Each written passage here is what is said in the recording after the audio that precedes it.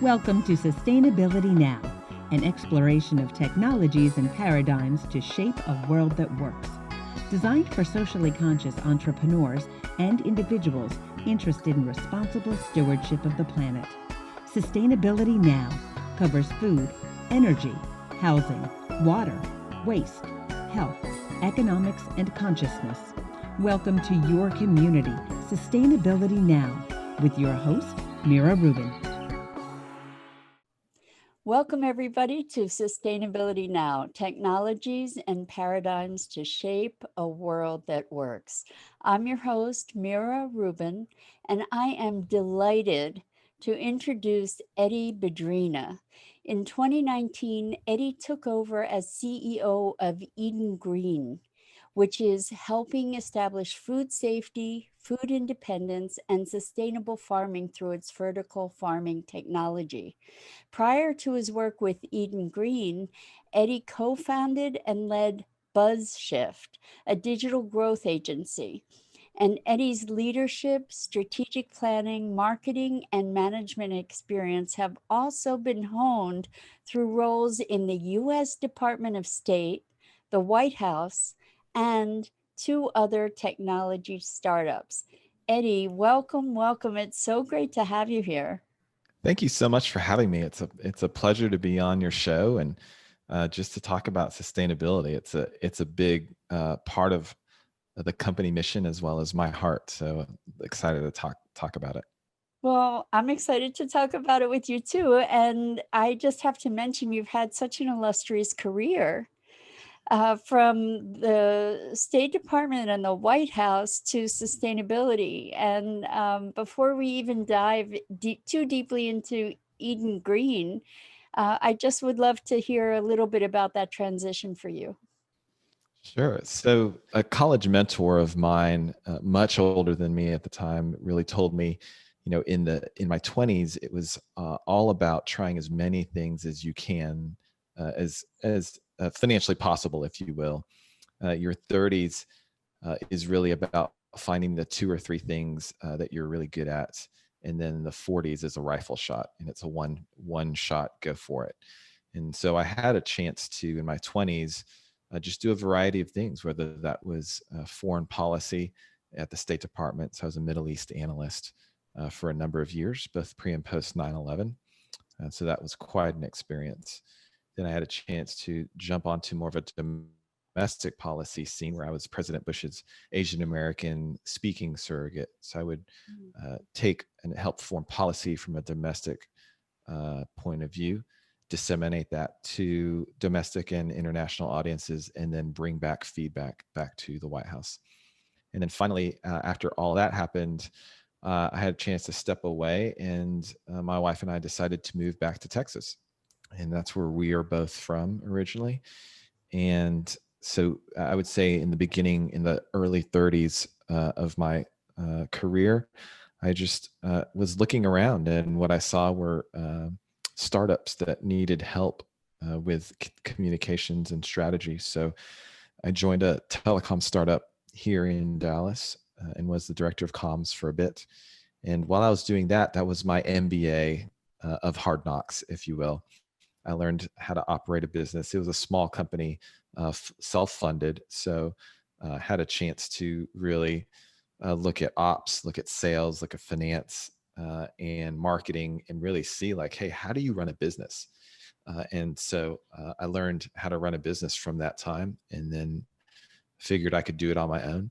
And in 2010, I had a chance to link up with a business partner, and we really saw a need in the marketplace for some digital marketing that was not just bolted on to traditional ad agencies.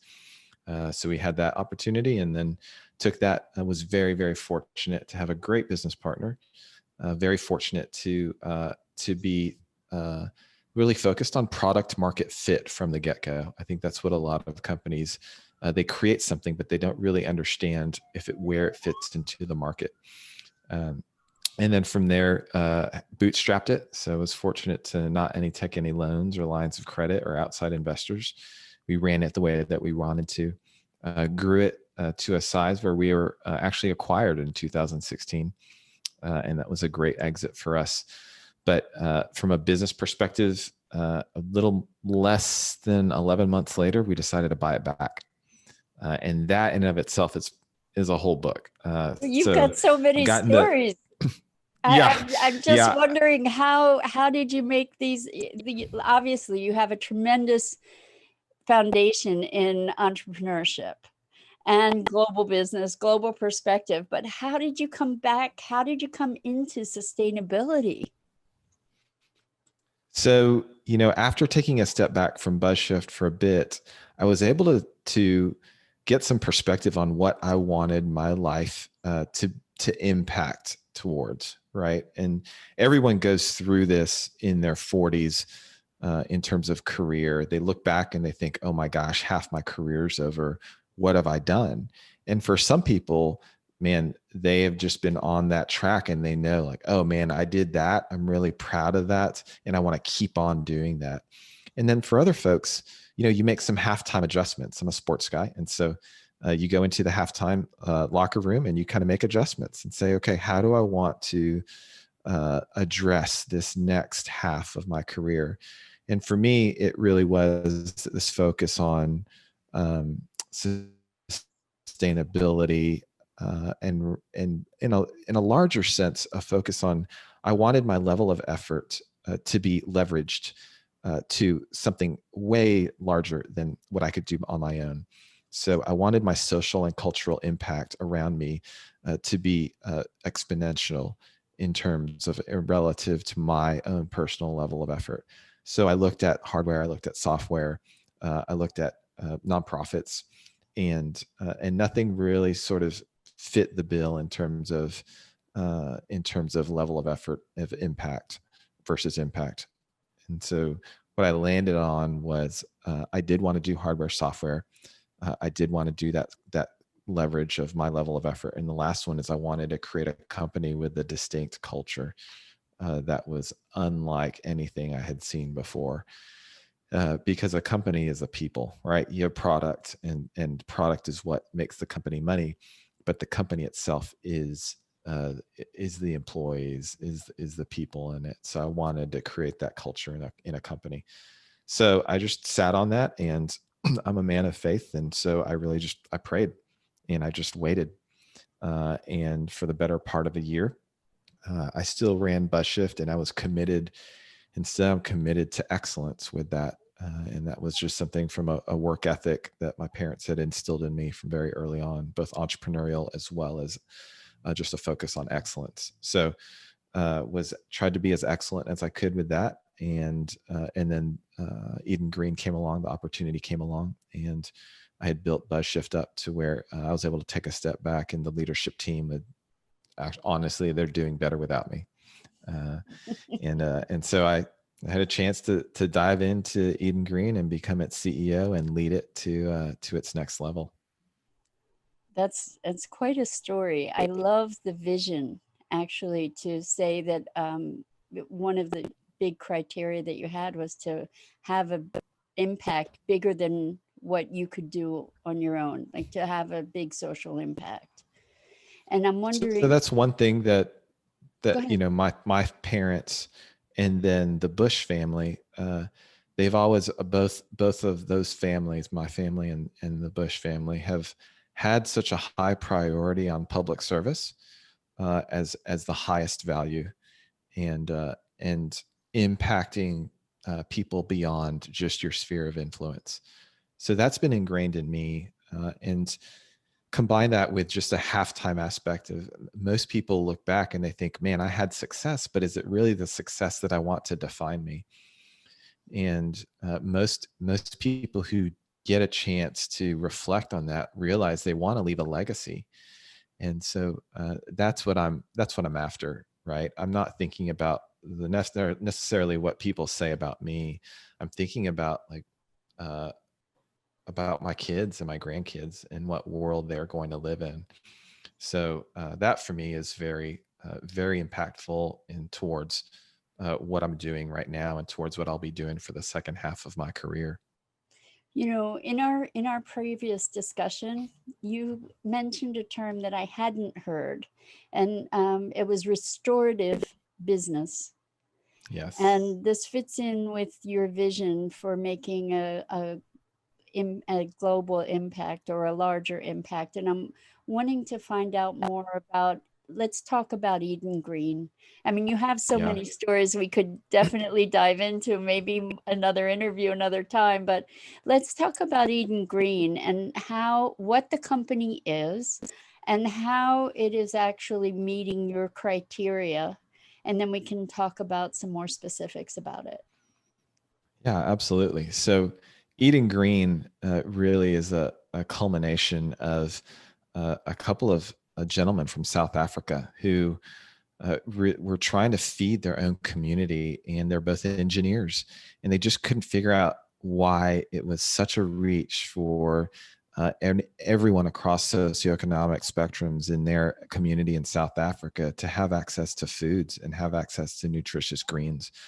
So that was a trigger point for them to embark upon an engineering and honestly a technological quest to grow leafy greens efficiently and to grow them in such a way that everyone has access to them consistently.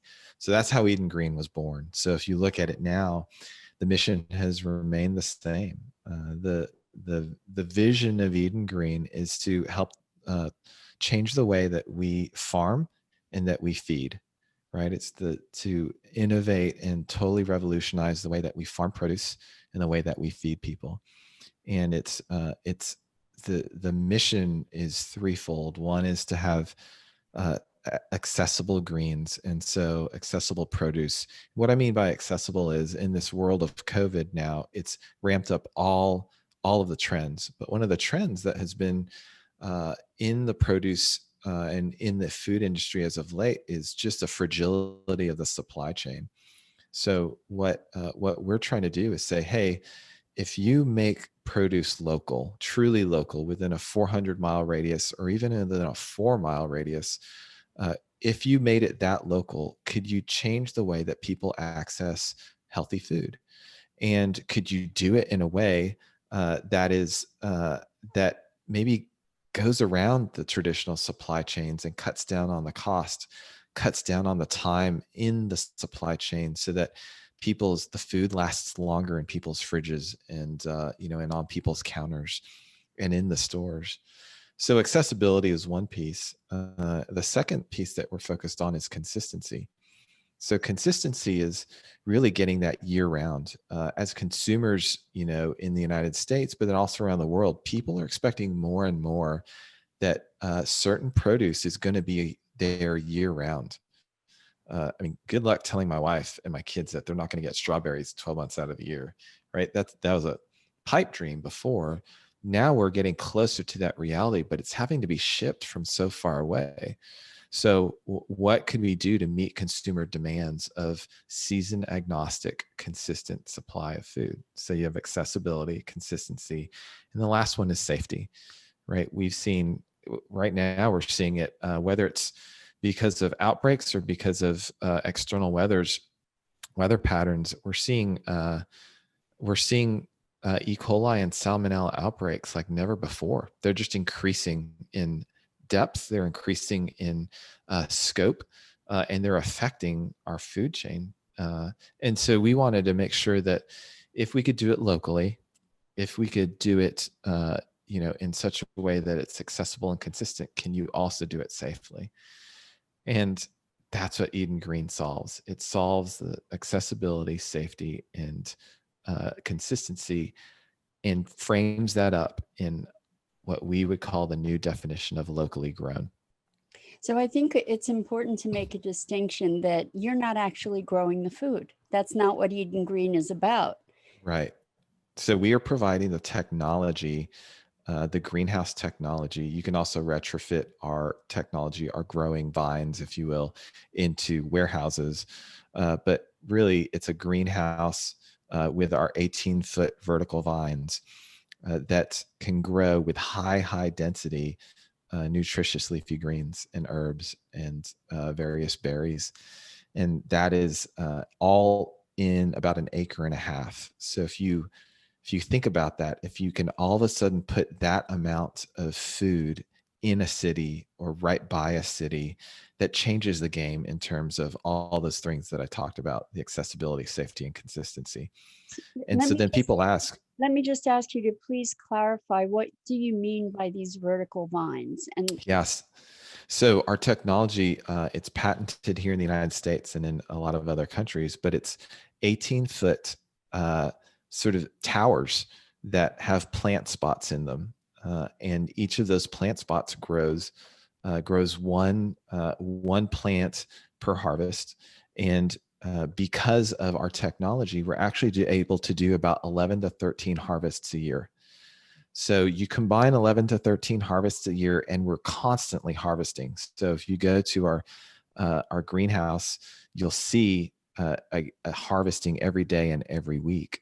So you have this consistent supply of food. But not only is it consistent, it's consistent at scale because it's 18 feet high, and because of the way we've designed it. An acre and a half greenhouse grows around 900,000 pounds of leafy greens. That's equivalent to 33 traditional farm acres. So then we get into the sustainability piece, right? Which is on a lot of people's minds, secondary only to those three things: accessibility, consistency, and safety. But the sustainability is part and parcel of our technology. So 33 traditional farm acres shrunk down into an acre and a half. So we're not using the fuel and the diesel needed to harvest those 33 acres. We're not using that amount of land that was, is being spread with pesticides that's having all sorts of fertilizers in it. And we're not using that amount of water. So 33 farm acres, traditional flat farm acres, uses around 860,000 gallons of water a year. One of our greenhouses that can produce that same harvest uses around 90,000 gallons of water a year. And to put that in perspective, one of our houses, yours and my house, on average, a family consumes 45,000 gallons of water a year. So in the amount of water it takes for two houses to consume water, we can grow all that produce. So that's where the sustainability, just the leverage goes out of this world, right? In terms of being able to grow that much food in that small of a space with that much efficiency. And that's something that we're really, really proud of. And not a lot of other people are able to do that. well, there are a couple other aspects of sustainability that are also really important in this conversation, and that is one of the biggest contributions to CO2, as I understand it, is food waste. Yes. And so by growing locally, not only are we cutting down carbon footprint for transportation, but because the food is delivered more quickly, it's not going to spoil as quickly, it's not going to be wasted as easily as well. Yeah. And So that's really, it's sort of just in time food delivery, right? Just in time inventory that most manufacturers are really trying to head towards anyway, from an efficiency perspective. But from a growing perspective, we've never been able to do that because it's seasonal harvests. You harvest as much as you can, you put it in storage, or you ship it out, and it takes days or weeks to get to you. So we're really changing the game in terms of that consistent turn, that what we call a perpetual harvest. yeah, yeah, it's brilliant. So in terms of the structure and function, one of the things that you said is that of your criteria, you had a hardware, software criteria. And so maybe you can say how that works with Eden Green. Yeah. So Eden Green has three components to it. One is the vertical vines, which is the hardware, and we're constantly updating and innovating on that. But that's And they're patented. not vines. They're Right. No. They're towers, if you will. I think probably the better, we just call them vines because it's such a natural way to say it, right? But they're really towers. If you go to edengreen.com, you can see the towers, but they're 18-foot vertical towers, and that's the hardware, as well as the mechanical engineering and plumbing. And then the second thing you have is the software. How do you control and automate and monitor all that? And so we're able to control almost every aspect, every variable of growing using software and using our monitoring systems that we've developed in concert with some industry leaders in the agriculture space. But we can control everything from water temperature to nutrient levels, humidity, air temperature, just the air flow around them.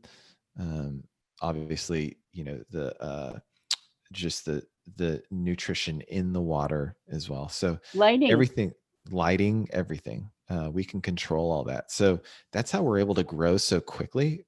There's nothing unnatural about it. We don't use even our pesticides are all organic, natural pest control techniques. We don't have to use any artificial chemicals.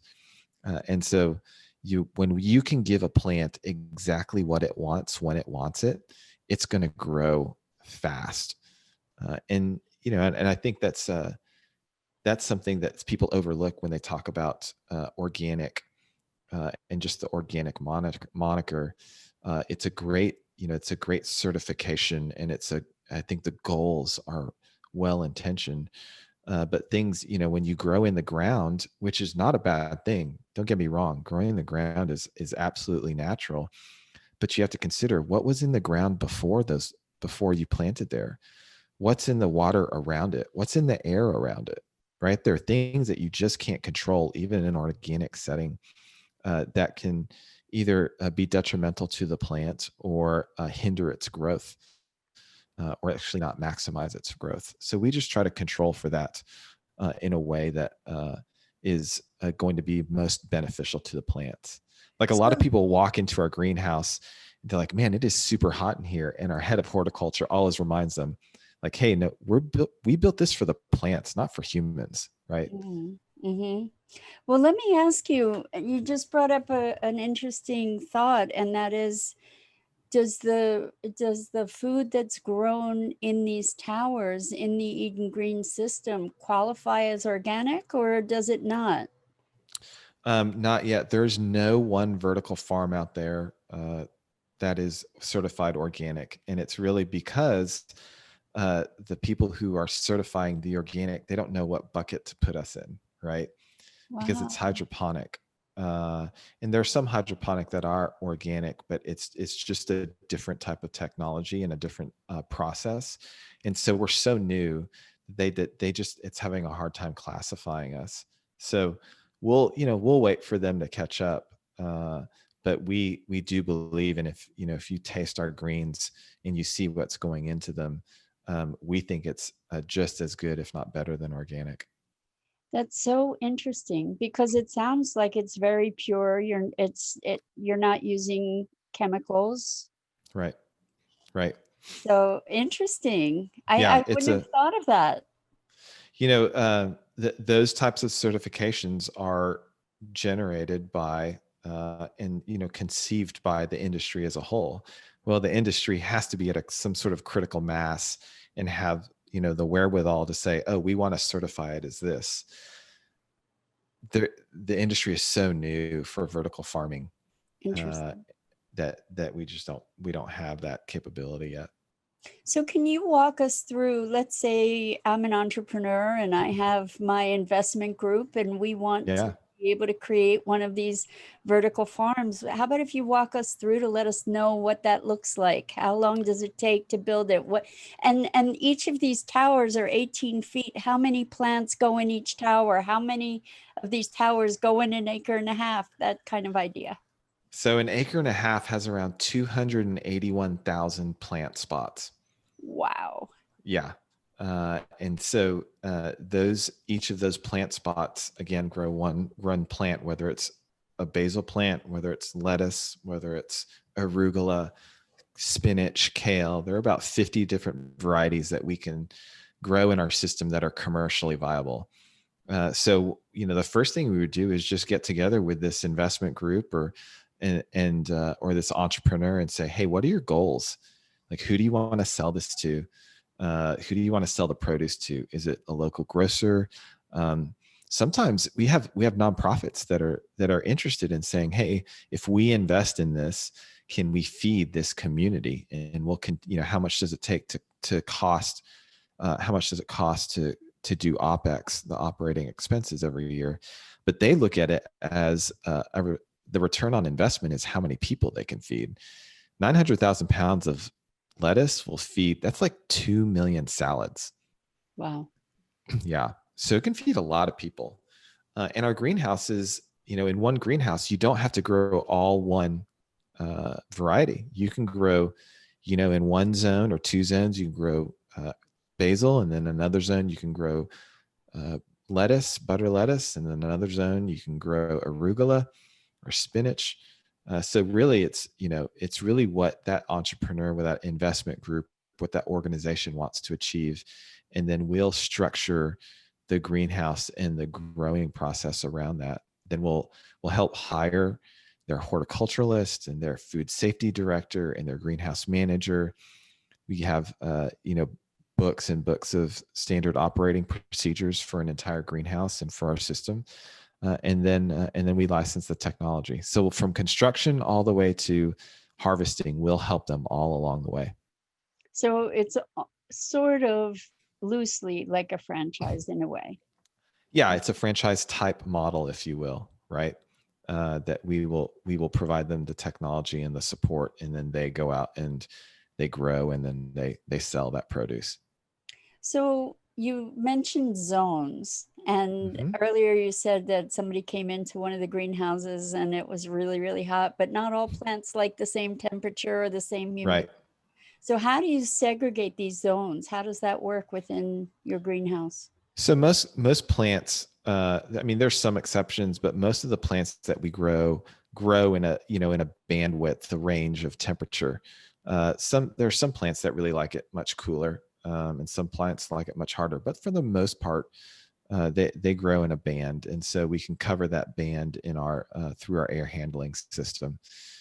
And then, if we need to, you can change the nutrients per zone, or the water temperature per zone, or the airflow per zone. And so we're really focused on, it's interesting, there's another sort of efficiency piece of it, is we focus on the climate right around the plant spot.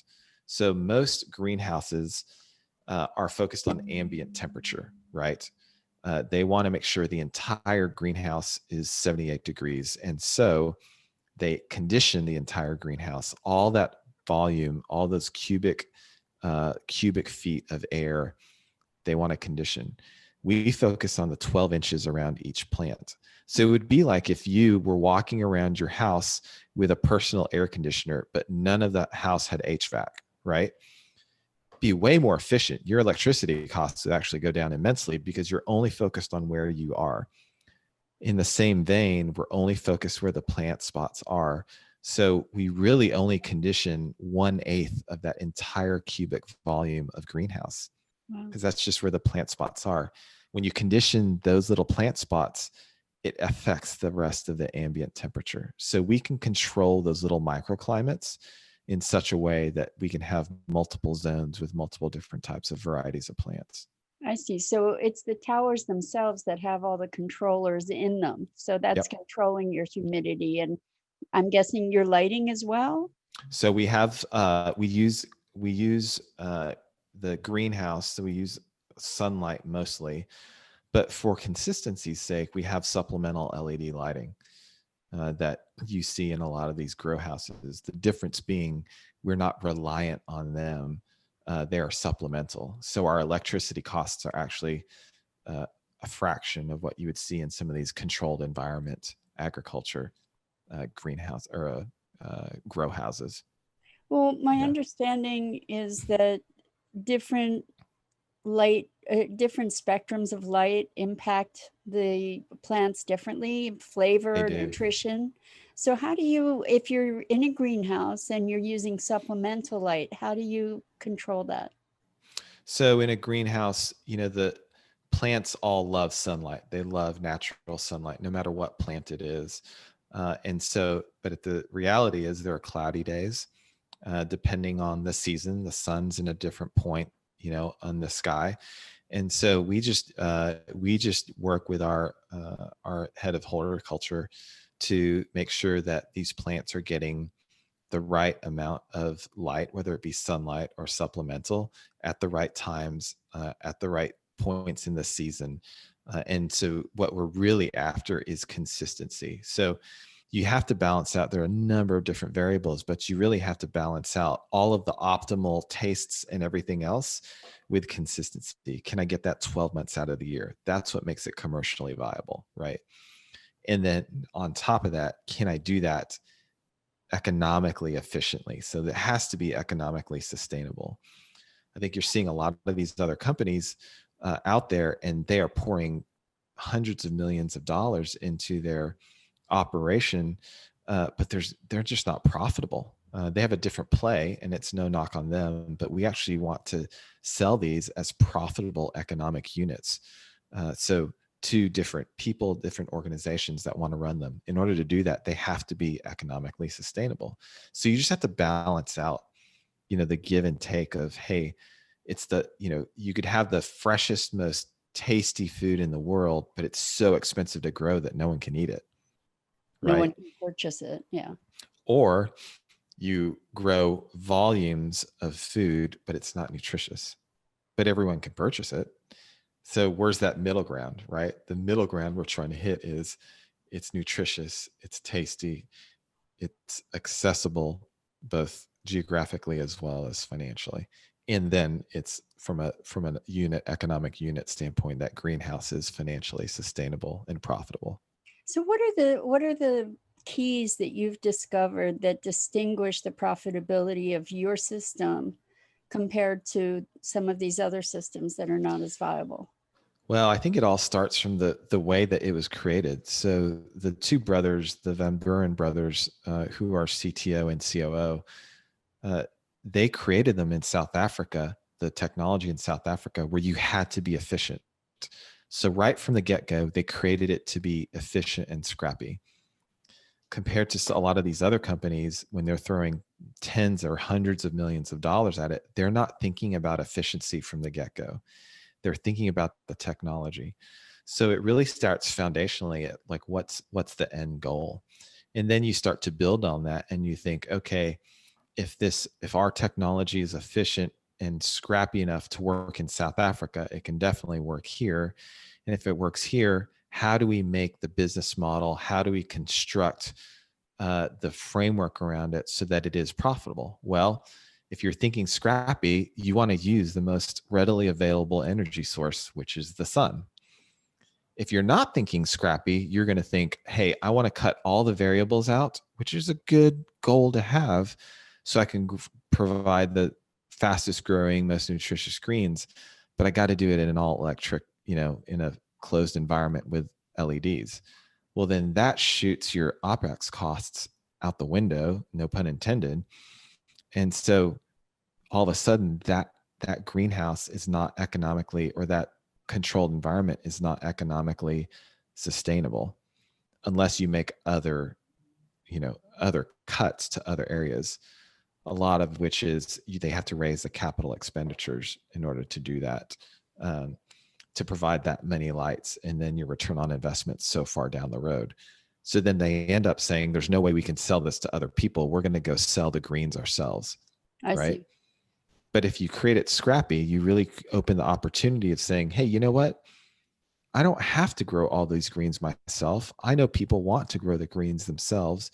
They are interested in their community. They're interested in a viable business model. Let's sell these greenhouses and this technology so they can grow it.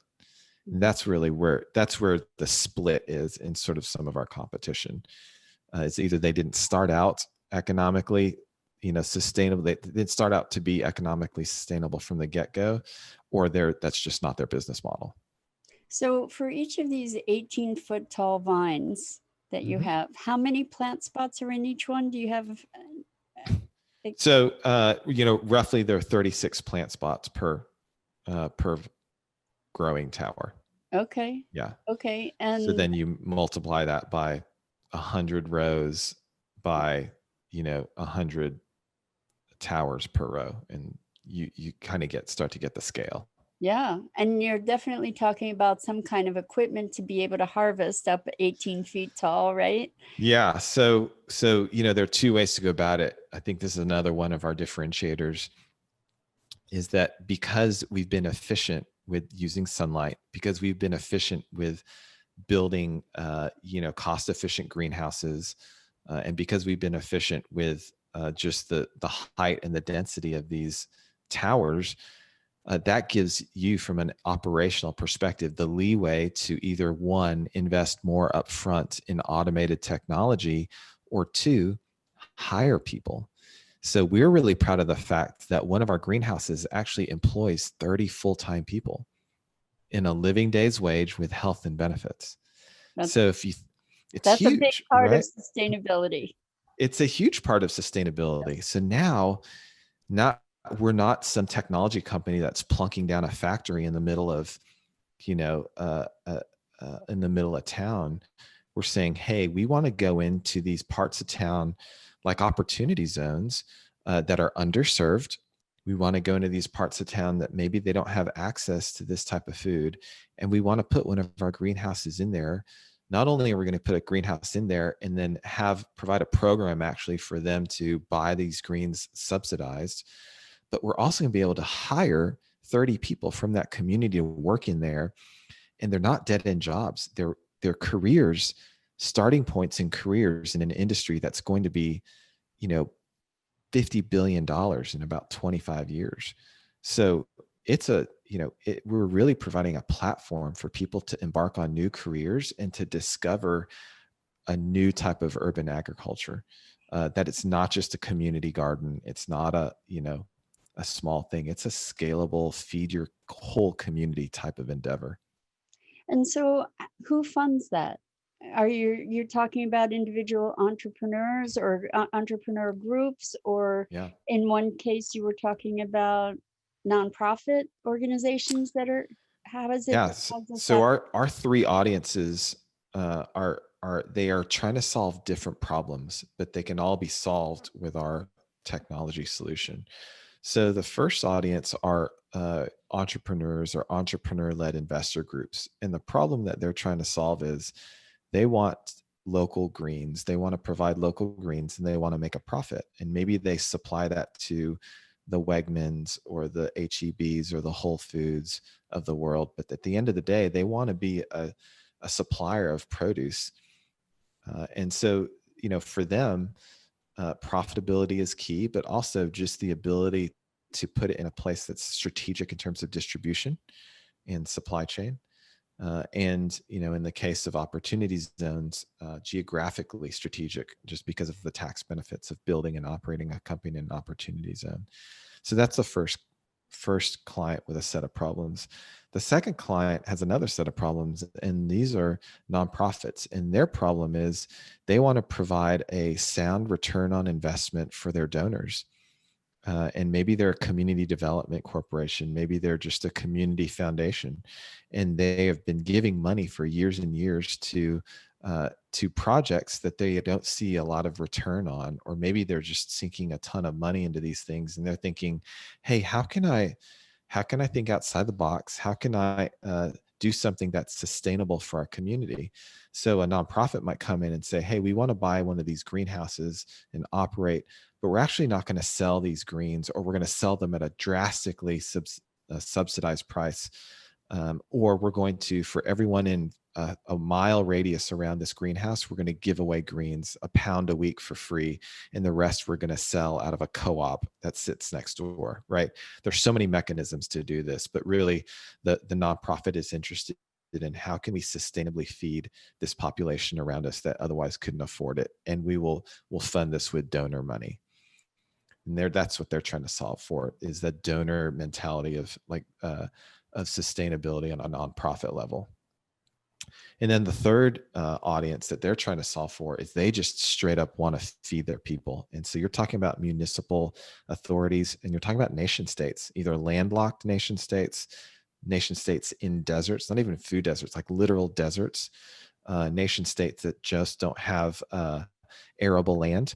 And so they want to use these to feed their local population, and that'll be funded by the government.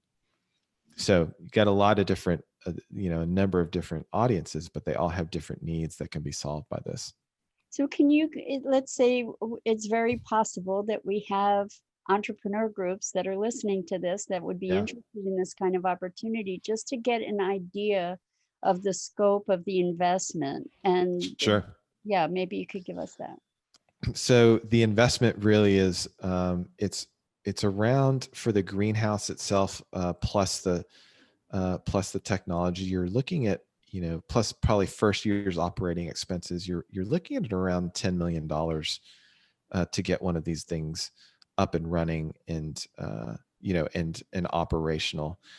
I would say that your top line on that is your top line, if you can sell all of that produce, is very very doable, and your bottom line is can be very lucrative. So it's a for-profit, and it can be absolutely a for-profit venture, and they can get good returns on that.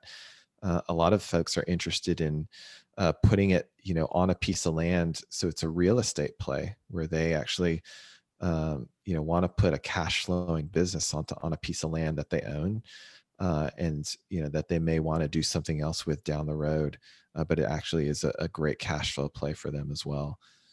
And then there's usually, every person we've talked to, every investor group that we've talked to, there's always a social aspect, a community aspect around it. Like they're interested in sustainability. There's a lot of cash flowing businesses you can put on a piece of land. To look at this and to really engage with this, there has to be a piece of your heart that's in sustainability, or that's in sort of community involvement, or community benefits. I just keep having the idea of supermarkets would be such an obvious Mm-hmm. customer for Eden Green, to be having a supermarket growing its own produce. Right. It's sort of a new model idea, but it would make It so much is. sense. It is a new model idea. Supermarkets are one of the last to really innovate. And most supermarkets want to be just that. They want to be the end sellers. They don't necessarily want to be the growers, right? And so it's going to take, but I will tell you, I think it's there. I think your head's in the right place. I think it's going to take one supermarket chain, one grocer chain, to latch onto this and realize, oh man, we can control our supply chain, and we can be predictive and supply, things that people actually want in the seasons that they want them.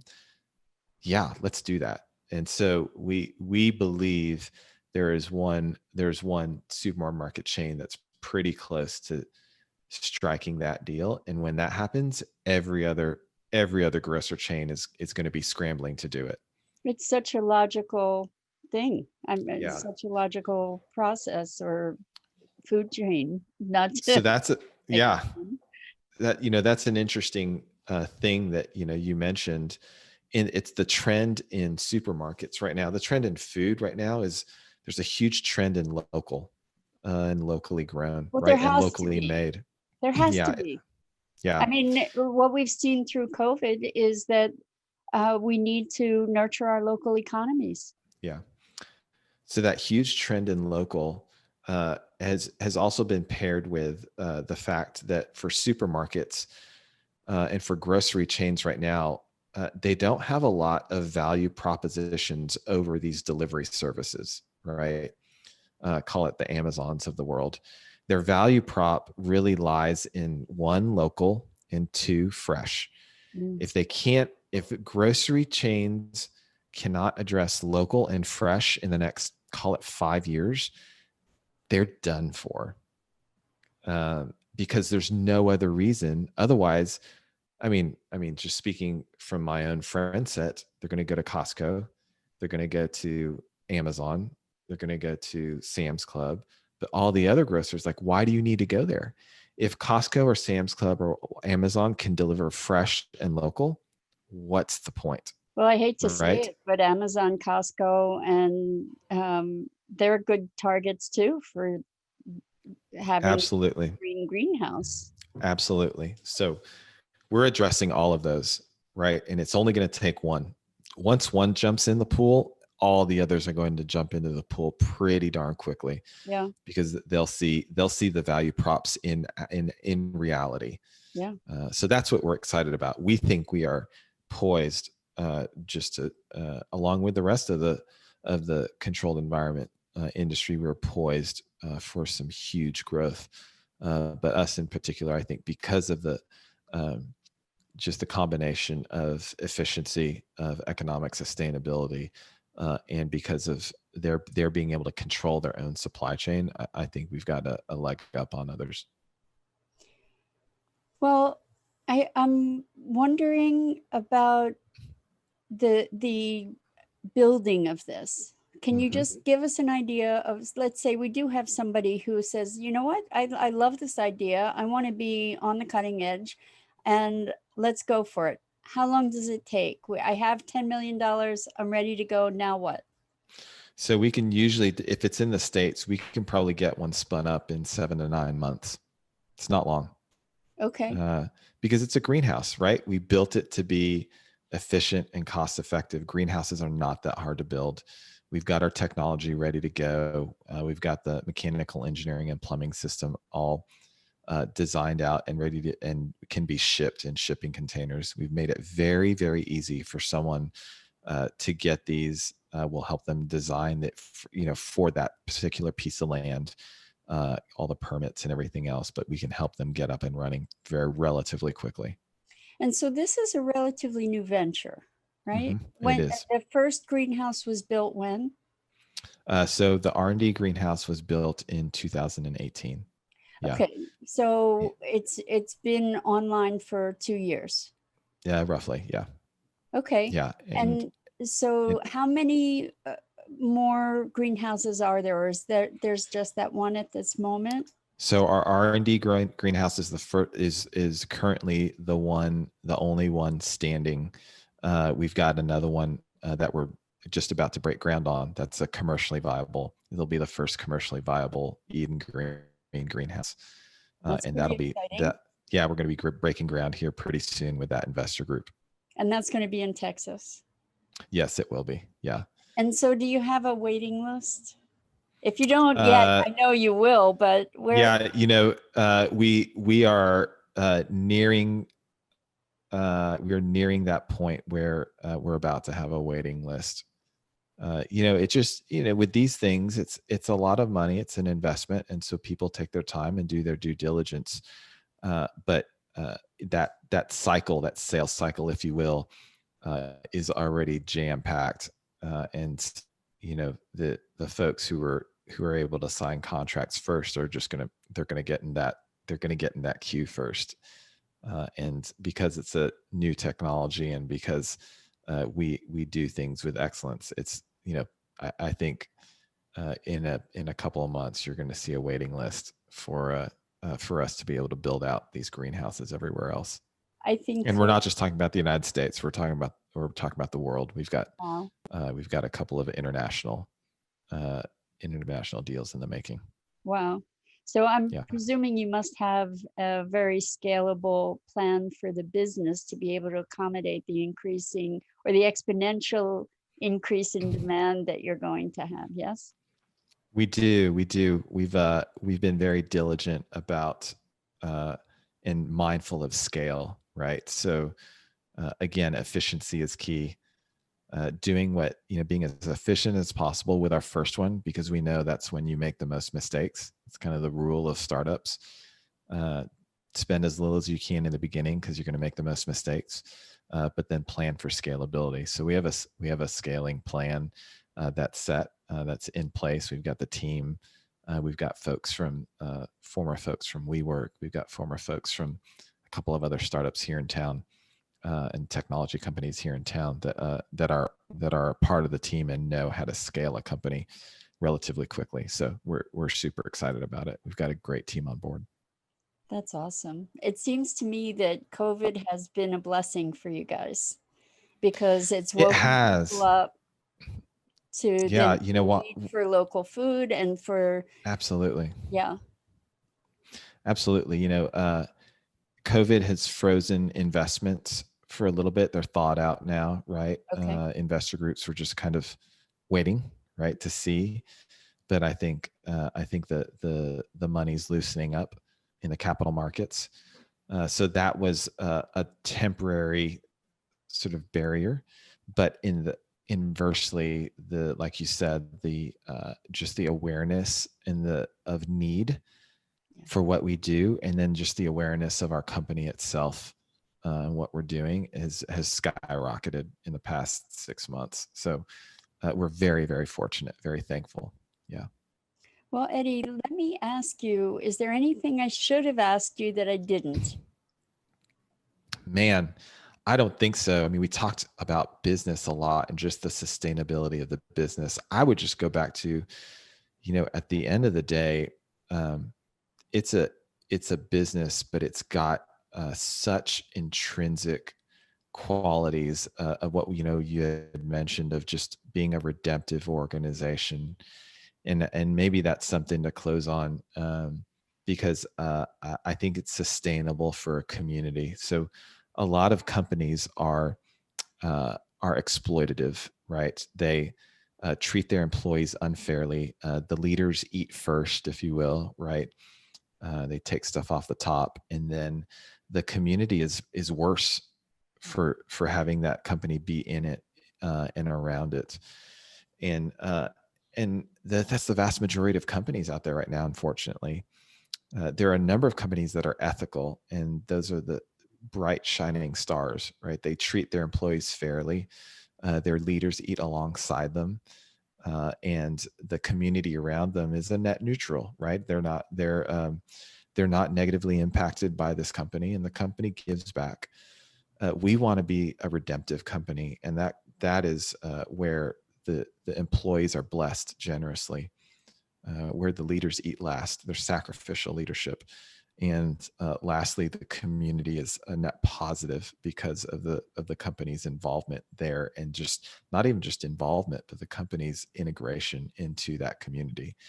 So that redemptive type model, I think you have to work hard to build that model into a business or into an organization, and I think we've done that. And so that's what I'm proudest of, is our team is really rallied around this redemptive model. The technology's built for this redemptive model, and we're going to go out and crush it. I think you will. I think you will. So, Eddie, how can people reach you and Eden Green again, please? Sure. The website is edengreen.com, like Garden of Eden, EDEN green.com. And I'm just Eddie at edengreen.com. I want to say thank you so much, not only for being here and sharing what you're doing, but for doing what you're doing, and for having the vision of food availability, accessibility, and just the impact that you're making. So thank you, thank you. And I want to say to everybody that the link that Eddie provided is going to be available on the sustainabilitynow.global website. You'll be able to find out more about him there. And I want to thank all of you for listening, for following us, for supporting us, and for spreading the word, because it's up to you to make the world work. And together we can bring about the changes that that we envision for a thriving future. So I think that's about it. Eddie, any final words? No, thank you so much for having me. It's been an absolute pleasure having this conversation with you, and I wish you best of luck. Thank you. Likewise, it's been a delight. So until next time, live your best life, love the world around you, and together we can save the world. Thank you for listening to Sustainability Now. Visit sustainabilitynow.global to find resources related to today's program. While you're there, pledge your support by making a contribution to help us shape a world that works. And remember to subscribe, share, and follow us on social media.